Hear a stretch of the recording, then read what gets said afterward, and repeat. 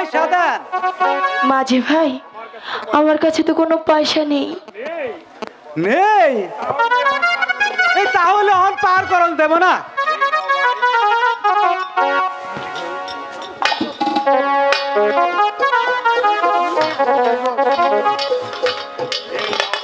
এই নাও ভাই, এই আংটিখানা নিয়ে আমাদেরকে টোপার করে দাও। আরে দেন বাবু জান, দেন। আসেন আসেন আসেন বাবু জান, আসেন আসেন আসেন।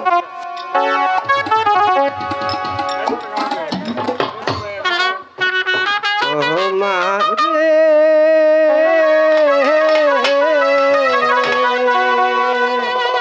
ইয়া কুলো দরিয়া মারে, আমার বাগানা ওরে মাঝি পায়া যাও।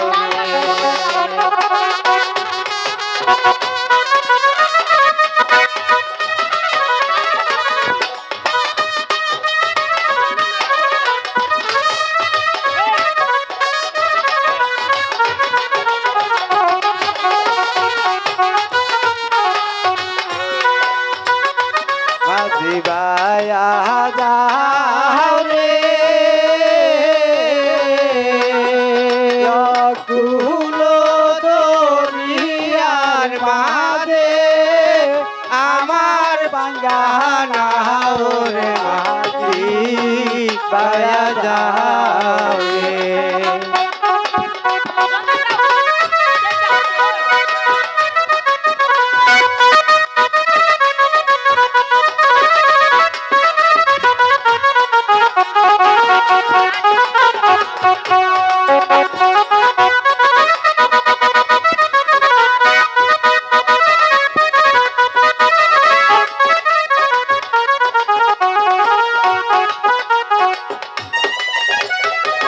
হইবার না কষ্টে লোকা কানি রে, মাঝি আকানে তার সইয়া হাই রে, এই আগার মাঝি পাছাই গেলে, পাছাই গেলে গলই পরে কইয়ার মাঝি পায়া যাও।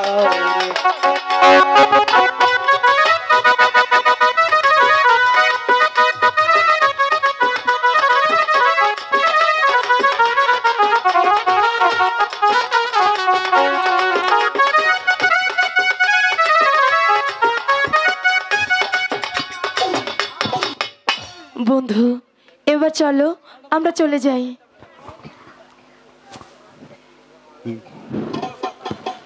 চলো চাচা, আমরাও বেরতে যাই। আরে তাই চল বাস্তা।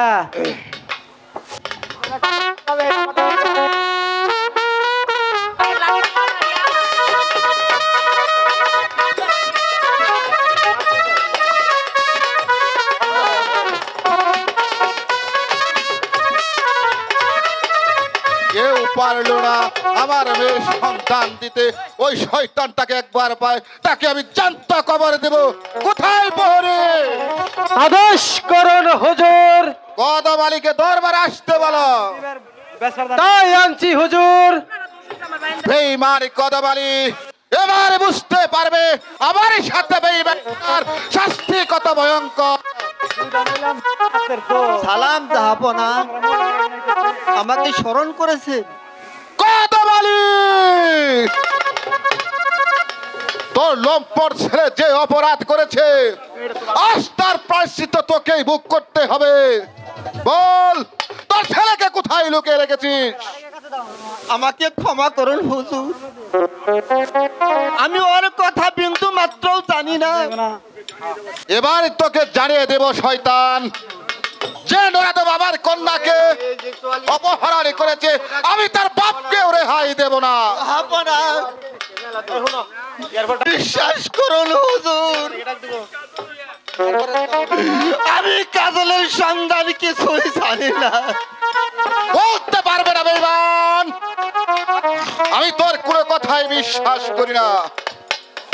বল বল, তোকে বলতেই হবে শয়তান। বল, বল, বল।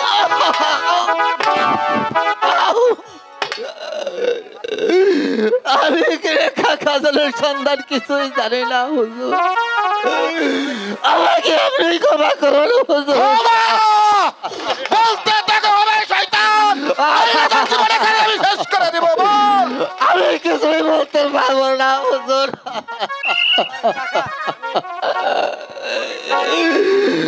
আমাকে আপনি ক্ষমা করুন। আমি ওদের সন্তান কিছুই জানি না। প্রহরী,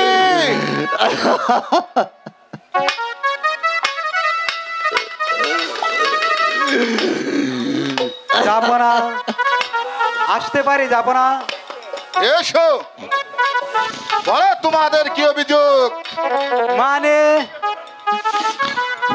এই আংটিখানা আর কেউ কিনতে চায় না, তাই আপনার কাছে এসেছি। দেখি কিসের আংটি? এ কি? এ তো আমার মেয়ে রেখা রাতের আংটি। বল তোর এই আংটি কোথায় পেলি? আর রেখার আংটি? তাহলে কি আপনার মেয়া পালিয়ে গেছে?